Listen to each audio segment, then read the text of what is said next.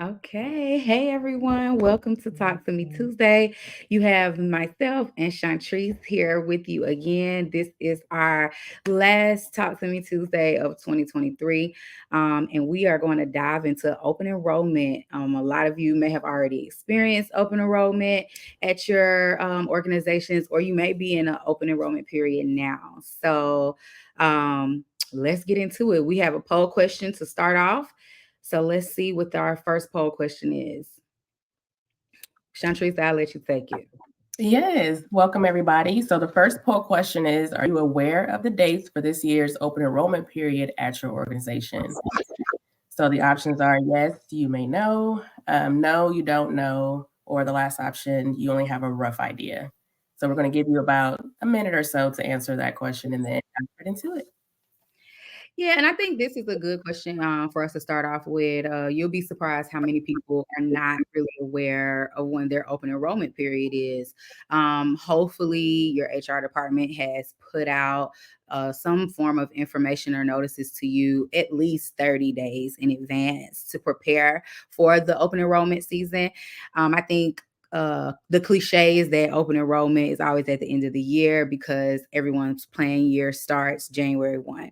However, that's not always the case. Sometimes your plan year could start in the middle of the year, just depending on the organization and when they originally adopted into that particular benefits plan and whoever that PEO company may be. So we may have a lot of people that do know when their open enrollment period is, and some people just may be waiting until they get some kind of notification from the HR department. But as we dive into the discussion and some of the questions that you guys may have, it's good to understand what open enrollment is and that the clarity of what this time of the year means for you.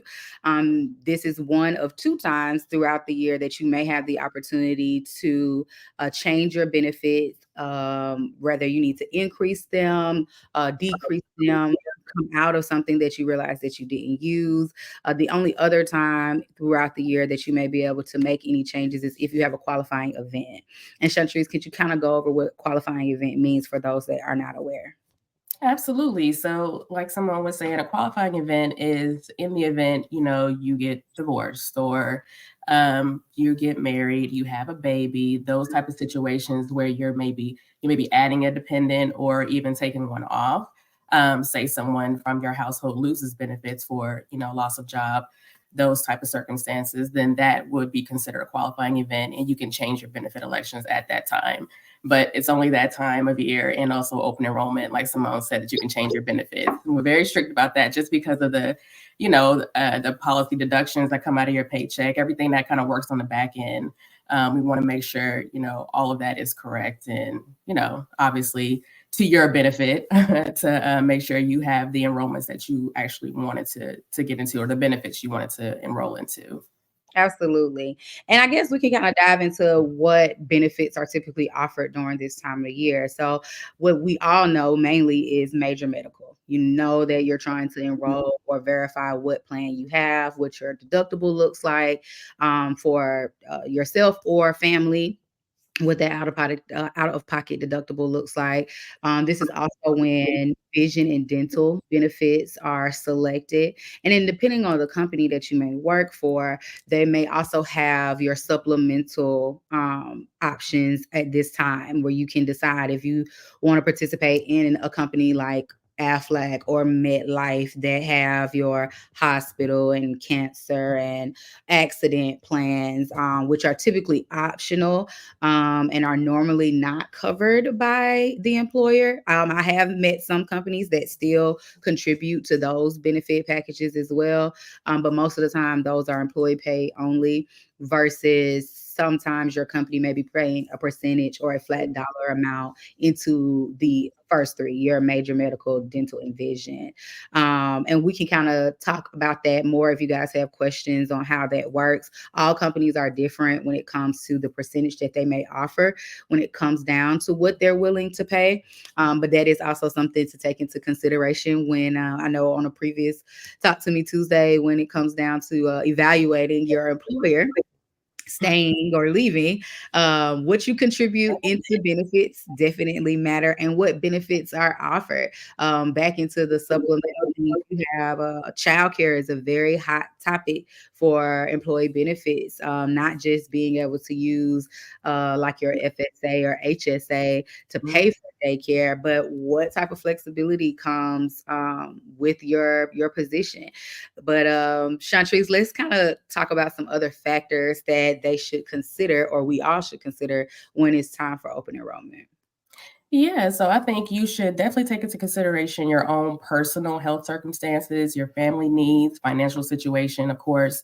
I know when electing my own benefits, I always look at the costs. You know, what is the difference going to be if I add or deduct or whatever the case may be. So making sure you're comfortable with that number, but also definitely going back to personal health. So if you know that you don't have a major medical expense coming up in the next year, um, and you don't need FSA, you know, or maybe not a huge amount, then you want to make sure you look at that, because FSA is a use it or lose it type of policy. And you definitely want to make sure you're paying for something that you're not going to use. That's a very huge one. And I think, you know, financial situation, like I said, and also family needs. So are you adding a child that may need glasses, or, you know, are you needing to remove, you know, dental insurance or whatever the case may be? You just have to really look at your own situation and determine, you know, what am I going to utilize this year to where I can get the most out of my money and not be wasting money on, you know, benefits that I don't necessarily need. And then you could just look at it the next year if your circumstances changes, or if you have a qualifying event, then you can make those changes at that time. I agree. I think one of the biggest things, just with my years in HR, is seeing midway through the plan year, maybe something happens and the employee's like, I haven't even been to the doctor yet, but I'm Yeah, paying XYZ out of my paycheck and I want to change this to a different policy. Well, if you don't have a qualifying event, you're not, I can't, you just because you come in here and we have a conversation about it doesn't mean I can log in and make that change for you. So exactly. it's very important to do like what Chantry said and evaluate your household needs, not just from the medical side of it, but the financial side of it as well. Do we need the $2,000 deductible this year, or can we up it to the 3,000 so that that's less coming out per pay period? Or we've carried this high AFLAC policy, but I've never used it. Is it time to let this go? That way, you can prepare yourself for a 12-month period and not just thinking of something that's taking place right now. Okay, are we trying for a baby? We may need to keep that $2,000 deductible because we need to meet that deductible and be able to have everything else covered.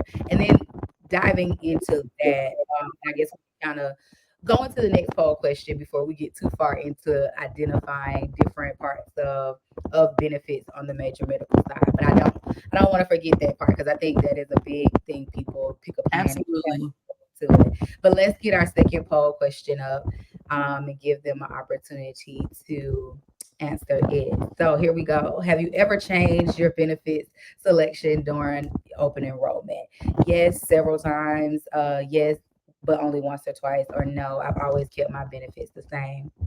And I think, we'll give you guys a few seconds to put your answer in the comments. But for both Chantrice and I'm sure we've encountered employees that have done all three of these. Yes. There are some that never change. They automatically get re-enrolled right back into the same plan or policy, and it works for them. They may be very seasoned when it comes to open enrollment. They are comfortable with their plans, their policies, their doctors. They don't want to make any changes. They know exactly what they have. And then you have some that will have one conversation with you, come back Tuesday, they've talked to their spouse or significant other, they need to make changes again, or several times. And then you have those that may only move a couple of things around, just depending on what their needs are. So I like this question. I think we have a comment. I generally keep my benefits the same. And again, if you're seasoned in this process, you've had the insurance for a while, there may not be a need for you to make the change. So I like that question. We can go ahead and take that one down. But to dive into what I was going to say, not only being able to keep your benefits the same, but knowing what type of plan you have. And Chantrice, jump in, your thoughts. But I think, depending on the company, it's very important to ask, certain questions to the HR representative or the healthcare representative that may come in and speak to you, because where you may be accustomed to not making any changes, has your company made any changes to the benefits and the plans that they offer? I know at the company that I've been at for years, we went a long time without making any changes, and then we did, and they were big changes. The deductible amounts did not change. However, the cost of what the insurance covered after you reached your deductible changed. And I being who I am, walked the staff through that. But if you're at larger companies, that may not be the same situation. Have you ever encountered anybody that may have come across that, or just dive into like what your thoughts are on when it comes down to understanding what your plan really covers? Yeah, what I was going to add to that is just making sure you understand the election period, the enrollment period. So, most employers, I don't want to say all of them, but most of them are really good at communicating your open enrollment dates. So, like Simone said, they try to give you a 30-day notice in advance when open enrollment is coming. But then what's that timeline? Like, how long do you have to enroll? How long do you have to make changes? That'll give you a better idea of how to plan yourself and how to say, okay, this is the date I'm going to go through and I'm going to comb through all of these benefits to make sure I have a full understanding. And this is if you're making changes. Obviously, if you're not, you're probably not going to do this. But just making sure, even those people who aren't making any changes, making sure your deductions aren't changing, because a lot of employers may have to, put a little bit of the cost back onto the employee for Right. whatever reason.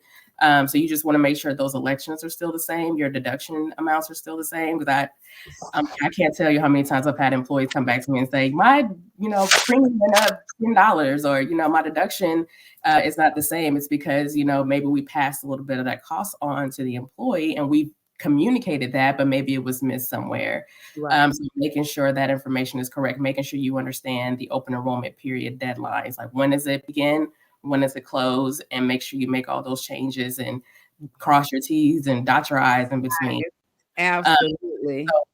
so important to do that. And also just to make sure, you are participating in your employer benefit meetings. So maybe, again, not a lot of organizations do this, but if they are hosting meetings, I highly encourage you to attend.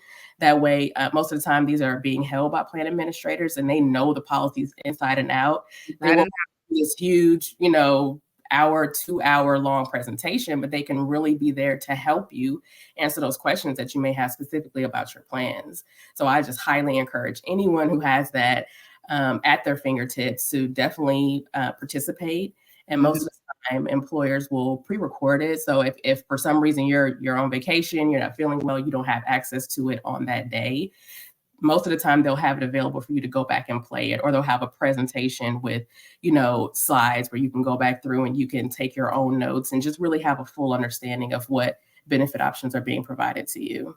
I agree wholeheartedly. I mean, I hate when people come in after the date has passed, the deadline has passed, and they're like, "Oh, I didn't know that the emergency room cost is $700." And Yeah, that is a lot. In the event that you're going to the emergency room, clearly is not something planned. Do you have that set aside to be able to take care of? Or understanding the details when it comes to prescriptions. I mean, that part in itself can be the genre used, the language being used, the terminology there uh, yeah, is written in insurance language. So being able to sit in that meeting and ask that plan administrator questions, what really am I paying for? What is this co-insurance and this percentage mean? And giving the Mhm. understanding, especially if you have medications that you have to have on a daily or weekly basis. You want to know, have changes happen there. I mean, I want to say ever since I've been in HR, I think I've only experienced 1 year where plans did not increase. At this day and age, plans are increasing by Yep. 5, 15%. Yep. So you may run into where your company is like, we can't pay 50% of your plan anymore. We're only paying 30%. What does Mhm. that look like now for you? That's a question. That's first question in my hand is is the contribution still the same or has that changed? Exactly. Because then Yeah. that helps me make a decision on which plan I would like to select versus just keeping my benefits the same. Because a couple $100 coming out to $300-400 coming out per pay period is a big difference. It's a big difference. It Those are is. really things that you need to know. And like Jatri said, don't hesitate to ask questions. You don't know unless you ask in some situations. And again, especially in larger organizations, plans change. It may be something very minute that's not on the overall summary page, but it's Yeah. down into the plan. So if you have that opportunity, print that stuff out, review it with your spouse, or I still call my mom if I need to call my mom. And After school resources, that's what you have to do. use your resources so that you don't find yourself halfway through the year and I tore my MCL and this I got to pay $5,000 before something is covered. You want to make sure you can kind of at least have a general understanding of what your commitments are financially for yourself and for your household while you're making these decisions. And yes, you don't, no one wants to plan through an accident or any of those things taking Right. place, but you kind of need to know this is what our out of pocket deductible is. We need to kind of try to have that sitting to the side in the event. And then if you don't have to use it, great. When it come Christmas, whatever you choose, but you Yeah. want to make sure that you have prepared yourself for that. So let's jump into our next poll question before we switch gears just a little bit. How confident do you feel about understanding the various benefit options available to you? On average, Chantrice, what would you think your employees would say here? I would say they're probably somewhat confident just because I still do get those questions, even after open enrollment period ends. Mm, But most of the time, I have my population are they're just used to having the same benefits. They're used to keeping everything the same. They don't want to change anything. If anything, they may increase their FSA or drop it completely if they didn't use it. So it's very minor changes. Um, mhm. I feel like we do a really good job at communicating. Okay, open enrollment. This is the day. It starts here. I mean, Right. we're putting flyers around the Flyers office. We're out, emailing deadlines, constantly. We'll polls. text you if we have Right. to. We'll text you and tell you, don't forget open enrollment. So I feel like we over communicate because this is such an important period Right. for a lot of people to make these changes. Some people even wait until open enrollment just to add on that extra benefit, or well, they have to. But just taking into consideration, like, okay, I'm going to wait till open enrollment. I really want this life insurance benefit, or I really want, that high deductible plan that's connected to the HSA, or whatever the case may be. They've done their research. They're like, this is what I'm going to do, and they have to wait until open enrollment. So it's just To make crucial that change.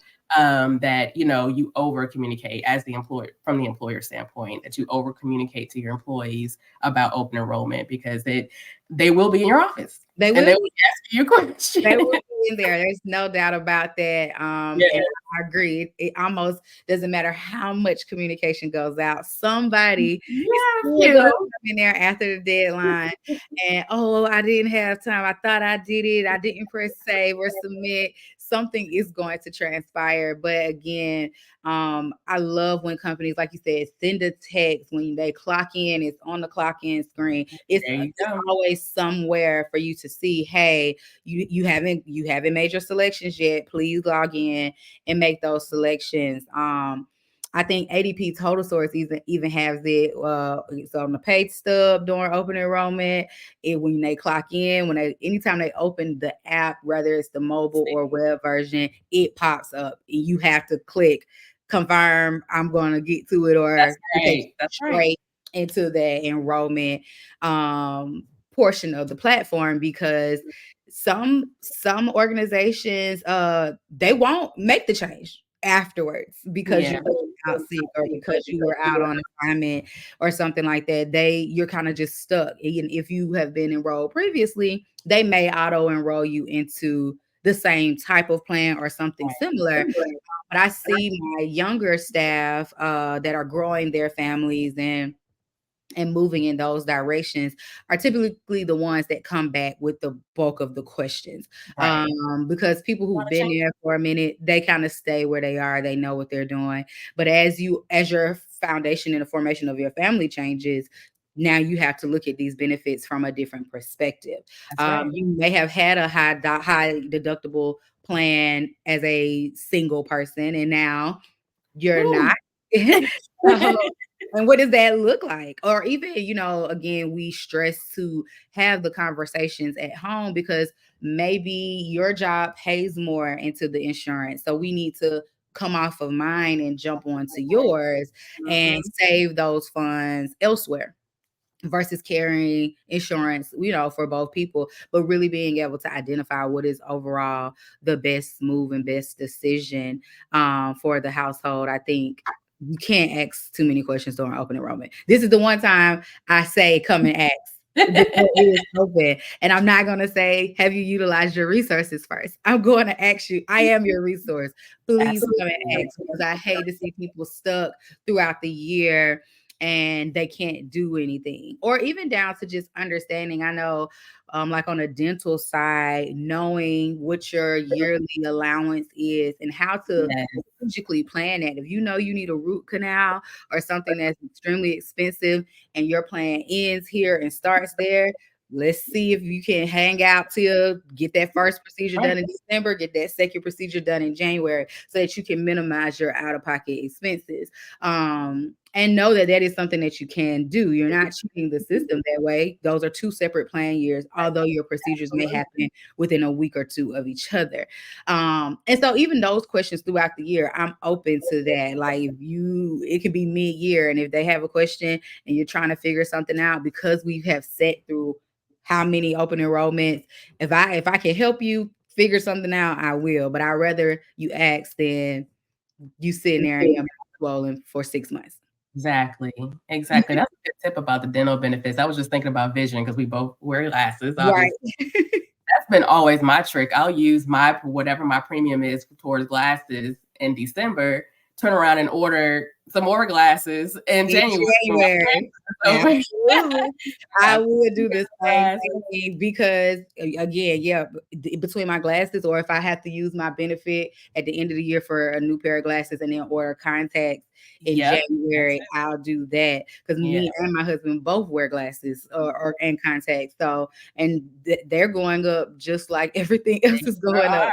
Oh my goodness. And Yes. understanding that, even down to what your allowance is for glasses, contacts, but I know our insurance now has an allowance for LASIK. And I hadn't considered that, Yep. but More and it's more. not nearly as expensive as it was years ago. Yep. And so now, okay, I'm like, I got another option. Do I want to go that route? Then do I just need to go get a regular eye exam because I won't need glasses or contacts anymore. That's right. Um, but I don't know because I'm still stuck from that movie. One of those scary movies. So I don't know if I can make myself get LASIK, but Listen, it's I don't play about my eyes. Anyone touching my eyes, I get real. I don't know. real serious, So I'm real. not convinced about the LASIK yet. Yeah, I would love to stop wearing glasses and contacts, but then I'm like, I don't know. I can deal with it for the rest of my Yeah, I'm life. like, I'm okay. They're cute. I like them. It's reasonable. They're cute. Let's jump into our next poll question. Okay, Shatrice, I'll let you take this one. Okay. So how satisfied are you with the support and resources provided by your employer to help make informed choices during open enrollment? So your options are very satisfied, somewhat satisfied, and not satisfied. You wish there were more resources. So what's Mhm. your experience, Simone, with your Um, team? And I'm sure just knowing you that you all provide all the resources, but have you been in a situation where you felt yes, like that's maybe what I was getting ready to not enough say. were provided? I have been in a situation where I had not a lot of information. Just it's open enrollment period. The poster was by the time clock, and that was Mm, about it. There were no large or lunch and learns to walk through plans and walk through benefits. You really had to kind of read through it on your own. And this is definitely at the beginning of my a young adult working life where okay, I had to print it all out like, mom, what does this mean? Because no one walked me through it before. Now, of course, after going through it that first time, I knew what to look for. right. But and it was a very large company, a Fortune 500. They just didn't apply that level of effort on the day laborer side. I'm Mm, sure on the corporate side that they probably did something completely different, but it was literally just one little poster about a clock in and out, and you either knew to it was even before, like, wasn't even online. It was like a packet that you had to grab from the HR department. And I mean, this is look, I sound like how my teachers used to sound, maybe dating myself, but this was way back in 2007, 8. Where that now, wasn't too long ago. yeah, okay, thank you, I'll take it. But where everything now is digital and it's in Yeah, your portal, it's linked to however you clock in and out. That wasn't the case back then. So you had yeah, to grab the whole packet. You had to make the selections and remember to turn it in on time back to the yeah, office. So I have had that, and it was very unsettling not knowing or having someone to get clarity from because this was an industry at that time I knew nothing about. So I had to rely on my internal resources, such as family members and parents, because the job just didn't provide that for us at all. How about yeah. you? Have you ever experienced that? Something similar. I think earlier in my career, it was kind of the same thing before all the digital resources that we have Mhm. now and just the ease of access to information now, it just wasn't the same. No, it Um, was not. but so I do challenge employers, if you're living in the Stone Age and you still are giving out packets for open enrollment, that just try to think of something a little bit more creative to get that information out to your employees because it's hard to sift through a thick packet of paperwork and read line for line about benefit information, Right. even if it's just one-on-one meetings with HR. Where you may not have the capacity to do huge meetings. At least sit down with your employees, have a small group meeting with them, and just talk to them about it. See what questions come up, and if there's something that you can't answer, then you go back to your plan administrator and kind of say, "This is what I'm getting from my team. This is what they're not understanding," just so they feel like they're not alone in that Alone process. in Yeah, because that's I agree. very that's hard for you to not elect something that you really want, or And that you me. don't even know you need, and then go throughout the year and may need it, and you don't have the benefit. So definitely don't want to see that happen to anyone, especially now. With Especially now, it's too many resources available. I do think smaller companies, companies under 50, or even companies under 25 may still be going about open enrollment in a traditional space just because they may not be utilizing a platform such as the ADP or a Paychex that right, has digitalized everything.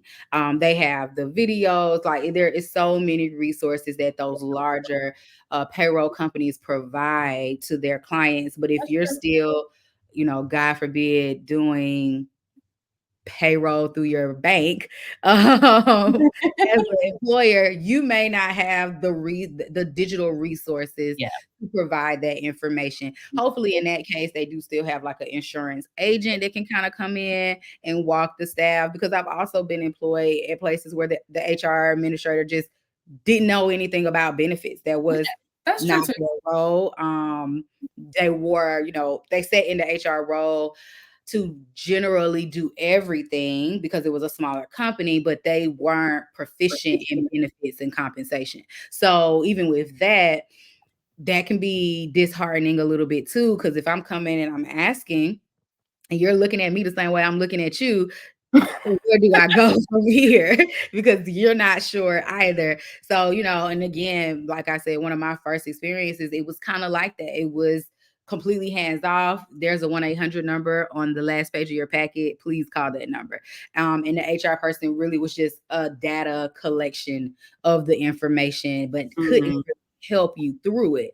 And that can be a big issue. I definitely think that that's unfortunate if people are still experiencing that, but there's so many, like we said, online resources that can kind of help you walk through it if that is your situation. But hopefully, you know, that's not. I'm with you. Hopefully, no packets are going out. Let's go jump into the next poll question.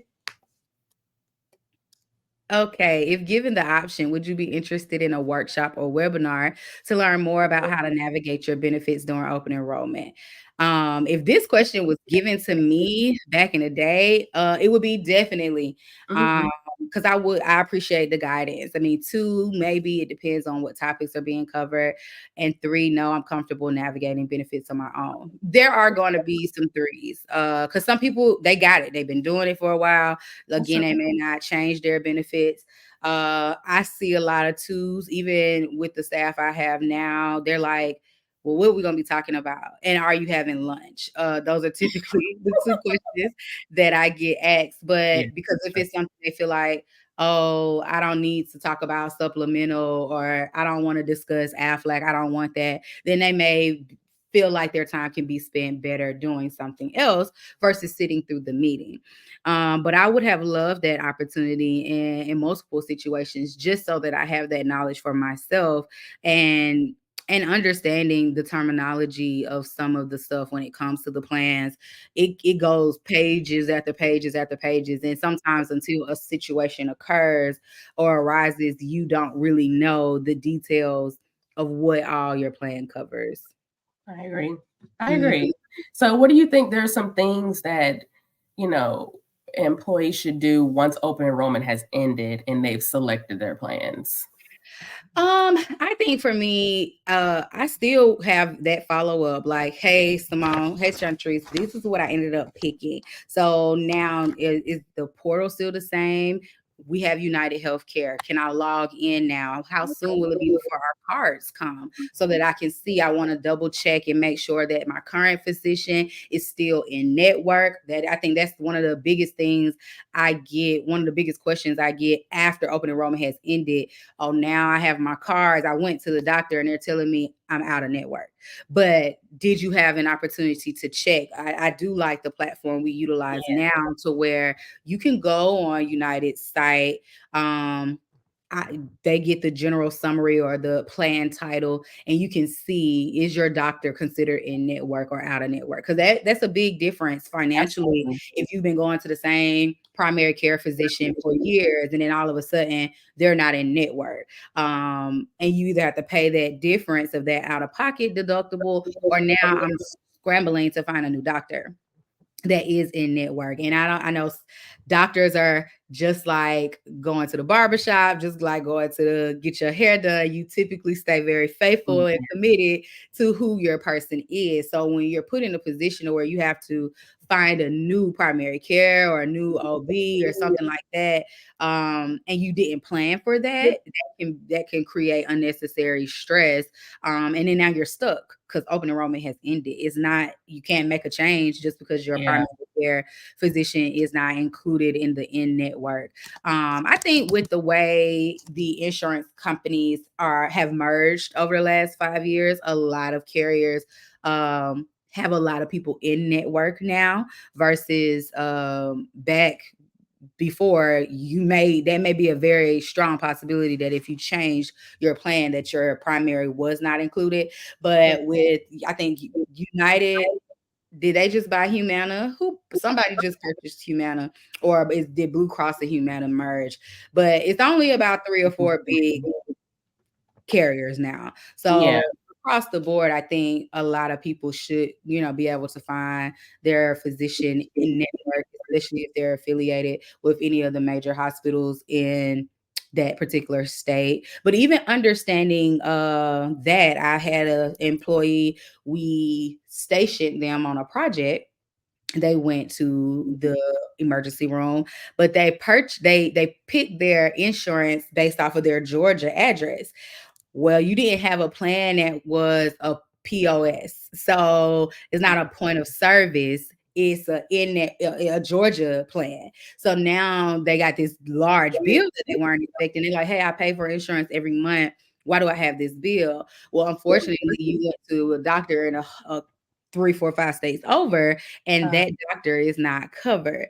That is a very once a situation arises, that's not something that most people think through during the open enrollment period, but that is something that could come up. So even for those that travel a lot, if you travel a lot for work and something happens, understanding what type of policy you have and can you be serviced in another state. Most out of country scenarios are pretty much the same. You're gonna end up paying out of pocket for the most part if you're out of the country. But do you have a plan that is a nation-based plan or is it a state-based plan?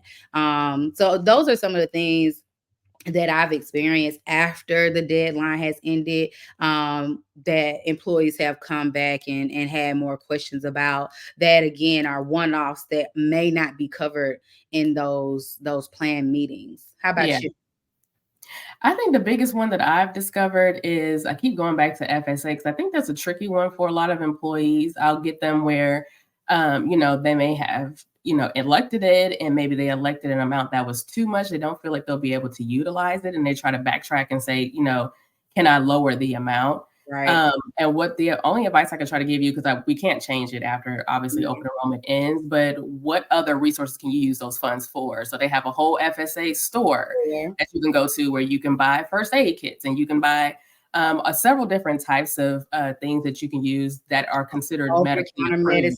medicine, NyQuil, DayQuil, contact Exactly. solution, yeah, Yeah, things like that, but exactly. I would get that question all the time because they were like, I'm not going to use all these FSA funds. And it is a use it or lose it policy. We give you a grace period the following year, but still, if you don't use yeah, that you money, don't it's use it. gone. And Right. that's money that's been deducted from your paycheck. So obviously you want to make sure you use it. I think that's one of the biggest ones that I would always get was FSA because they were like, do I use these funds How outside do I of use just, it? exactly. I'm like, "You got a copay? Swipe Yep. that card for that Yes. copay, and make sure you keep Exactly. up with your receipts because most FSA cards, require some validation of the charge. Yes. So, have you logged into that particular portal? What is Yep. that process? Do you have to upload them within a period of days? I know, the plan that we've had for the last 5 or 6 years, you have a 30-day window to upload that receipt, and if you Mhm. don't, they send you a bill for that transaction, That's right. and you have to reimburse the card. So understanding those details, because although you're selecting major medical, vision, dental, FSA or HSA, everything has its own internal processes and policies, and making sure you understand what those are, because you want to meet that deductible and you can use that FSA card to get you to that. But if you're not tracking and verifying that the charge is actually valid for reimbursement, then they may not pay it out. And I think this year is a year for a lot of FSA questions too, because they did increase what Mhm. that contribution amount can be. I think we were stuck at what, $2,500? Yeah, I think we were at 3,500 Oh if I'm yeah, not mistaken. $3,500 Yeah. for years.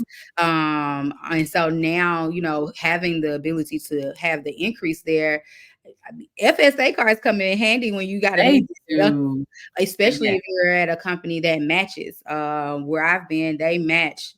So if I do the max, they're doing the max. So now I have double the amount of money to spend Yeah. throughout the year. Not just for me, because you can add your dependents onto your FSA card. That's If right. you have a HSA, then you can use that for daycare. You can pay those things. Again, you need to make sure you have the correct documentation to turn in because all cards and plans are different. But I agree. That's a really good one because I think a lot of people just don't know the different ways that they can use it. Exactly. Another Exactly. one I think, comes up is the out-of-pocket expenses. I don't think a lot of people realize, depending on, okay, I went and I paid a copay at my primary, but then they gave me a referral, and then when I got there, it this specialist is out of network, and now I have an out-of-pocket expense that I didn't plan. And Yeah, understanding the conversations to have with your physicians so that they don't send you somewhere that's out of network. If you need to have an MRI done, knowing that you can log into that site or that portal and verify. Every imaging company is not in network, especially some of the smaller and private owned ones. You need to make, they aren't like affiliated directly with the hospital. You need to make sure you're not going to get a bill for a $5,000 MRI that's right. because it's not covered. And then understanding how many MRIs are covered in your plan. Some plans don't cover but one per calendar year, depending if you haven't been diagnosed with something previous or not. So again, these are those things that I think happen after the deadline as situations arise throughout the year. I think we have one another poll question before we wrap up. Chantrice, I'll let you, oh, this is kind of what we just talked about. So I'll let you pick this one. Perfect. Okay, so which employee benefit do you find to be the most valuable to you? So you can choose from a list of options. They are just general health insurance. Mhm. So that's your medical benefits, your medical, dental, vision benefits, retirement plan. That's a really, really good one. I hope everyone is participating if it's offered Right. at your employer or at your organization. Life insurance, paid time off, flexible working hours, employee assistance programs, and then if you have any other ones, just go ahead and put them in the comments. For Chantrice, what if you had to rate these? What's most Ooh, valuable to you? what's most valuable to me? So I feel like the most obvious one is flexible working hours because I am a huge advocate for that. Um, it's a big one for me, so I'm going to keep that at number one. And I mean, pay time off. I feel like if you have the flexibility in your work schedule, that Mhm. pay time off is important, but at least you get some more of your time back Right. to dedicate towards things that are outside of work. So that's not a huge one on my list, even though it is a good one. I would say the second one would definitely be healthcare because I'm, obviously have a family and I want to make sure, my money is going to work for me in the benefit elections that I'm paying for Right. and making sure, that, you have really solid coverage, whether it's an HMO or PPO is what I prefer. So I can go, it supports out of network doctors, Mhm. things along those lines. So I would say the healthcare is definitely the strong second for me with flexible work hours being the first one. The first one. Yeah, I'm what was your so torn, 'cause a lot of them are very important to me, and they They are, rank very, very high. I mean, yeah, flexibility is always gonna be at the top of my list, like you said, because with the PTO, I wouldn't pick it right at the top because if I have the flexibility, I can kind of move, how I would like. But I yeah, do agree having the ability to just completely step away is one that I would want. And then life insurance. I love when an organization not only offers it, but has plans on their staff. At yeah, least a $50,000 or $25,000 plan that I don't have to pay for. The company actually is paying for this on our behalf, in addition to whatever I select. I have not had to experience uh servicing anybody or a family through a life insurance situation. I have not had to experience that, but I would hate to have a wife or a daughter or anyone calling like, "Is there anything that your company can do?" And yeah, then the yeah, company doesn't have, that as an option. And then of course the benefits as a whole, trying to start a family, what is covered, what does that look like, what, yeah, how much is it going to be to carry an infant on this policy, and understanding what those different benefits look like. And then the employee assistant programs, I really think are big too, because that dives not just into the supplemental, but do you have, I think Home Depot is at the top of the list, at their headquarters here in Atlanta, because they have a whole daycare. So you have Oh, that's new moms awesome. I and didn't new know that. fathers that, some people it's very expensive to put a 12-week baby in daycare. Oh, yeah.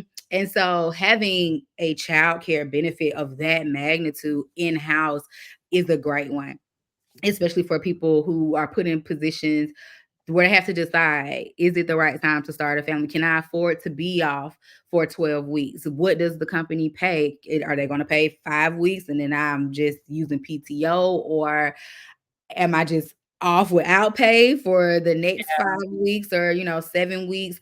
Can I even be off work for 12 weeks? What does that look like with our household? And then what does going back to work look like? Um, Yeah. so that additional, employee assistance, I think is very important for the younger workforce, for the single workforce, and for the career track workforce. Having to choose between my career and being able to service my clients and do my full-time position and be a mom. No one wants to make that decision, but when you have the additional programs in place and that additional assistance, it makes it a little easier for you to fulfill both sides of whatever your desires may be. So, I see we had a couple of comments, number 5 and number 2. So retirement plans, especially if the company is matching, I'm with Yes, Shantra, I can use take them. advantage Yeah. of that, and then flexible work hours, and then employee assistance programs. So thank you guys for commenting on that one. Okay, Yeah. Patrice, let's see. I say, do you want to jump into knowing your rights and protections? Or would you like to jump into the prescription drug coverages to wrap us? Um, I can wrap up with knowing your rights and protections. I think we've been kind of going back and forth about that already, just really understanding your benefit elections and making sure you're having those conversations, with HR, with your benefit plan administrators. But I think really understanding, pre-existing conditions when it comes to Mm-hmm. disability, or long-term disability, those type of benefits, because they have, like you said, different internal processes where you have to, meet certain criteria in order to be eligible. So making sure you fully understand that is going to be crucial to knowing when you can actually tap into those benefit plans. I love that one. I have had multiple employees not understand how short term and long term work, not understanding what they signed up for. That most short term plans kick in after a percentage or amount of PTO has been used. Do you have enough PTO to use to do this? Or knowing that you have to be off work for 10 days before short term kicks in, that's Mhm. a pay period. Yep. Can you go a pay period with no pay if you don't have the PTO hours in your bank to use? And I don't think that's one question I don't think I get asked enough during open enrollment. And it depends on the company, because sometimes short term is considered a supplemental. Yeah. It's not always put together or packaged with your major medical, dental, and vision. Now, we always carry long term disability on our staff in addition to the life insurance. So if God forbid, break your leg or your back, you be talking about 6 months of being off, you do have to get past the 180-day mark. However, it's paid for by the company for the long term. But what do you do in that interim? 180 days is a long time if Yeah. you don't have short term, or if you don't have a savings. And it kind of forces people. I've seen people have to pull out of their 401k or try to pull from their IRAs or things like that, take the penalty for early age, the tax, penalty, just because they don't understand their rights and know how to use their benefits the correct way. Right. That's right. Similar situations here too. Previous employers have also just decided to go ahead and carry short term and long term. They were finding that employees weren't even electing it. And we were Mm, like, at the moment where you need it, you don't have it. Right. And so it just ended up being a huge issue over time to where we're like, okay, we can't keep having these employees have an injury, non work related injury, by the way, right. what they need to draw from, short-term disability, and they don't have the benefit. So it's just, it seemed like it was just a better benefit on both sides for the employer See and that. the employee to go ahead and carry both. And if the employer is, financially in that position, I guess depending on how large the workforce is, I think that's a really good benefit, especially if you're in that evaluating your employer space. Seeing Yeah. what they offer, what they pay for at 100%, what policies they match. Don't miss any free money when it comes to No, those don't leave it on the table. 401ks and Don't those. do that. Don't leave any. If it's up to and now 7% of your paycheck, that is a lot for some people Yeah, to elect to have put into that account where you're not going to see it for years. But don't miss free money. That is one plan that you can alter throughout the year. So that's you right. can say, I'm gonna do 7% first quarter, and then I'm only gonna do 3% for the rest of the year. Or, it's Christmas coming. I need to drop that down to 1%. That's right. You Yep. pay for it in advance. You have that option because that is something that you as an individual can go in and control. But leaving money on the table, I always, you ain't enrolled in your 401k yet. I always bring that one up Yep. because if the company is offering it, although you won't see it until later, don't leave it on the table. Don't miss out on that. And I know, workers' comp is not necessarily grouped when it comes to open enrollment, but it is an employee benefit that you need to understand what your company offers. I hate to see workplace injuries, but Yeah, not understanding how that policy works can be detrimental, and it can be time consuming, which costs you money as well, not understanding what those waiting periods look like and how those payouts take place. absolutely. So I know that's another talk for another day, but That's a that is good one. a good one to bring up during open enrollment, but not too much to where they think you're trying to get hurt and want to know the details. But We've definitely all had those understanding. situations. We've all had a few that just need to know where the slip or the fall needs to take place. And it Uh, covers how much again? right, I can be 80%? off work for how long? Right. No, I feel like you're asking me way too many questions about this. Now I'm walking around. Who has on their PPE? Let me see, because they know slipping and falling happening. Oh my goodness. That's true But it though. can, It it, happens. it it can, and will dive into that on another day as well. So, like we said, this is our last one for 2023. Please be on the lookout and join us in 2024 as we will continue our Talk to Me Tuesdays. As always, thank you, Chantrice, for being here Of with us this course. year, Thank you for and I having can't me. wait to see how next year goes for us. I'm excited. Thank you everyone for joining. Enjoy the rest of your day. Bye.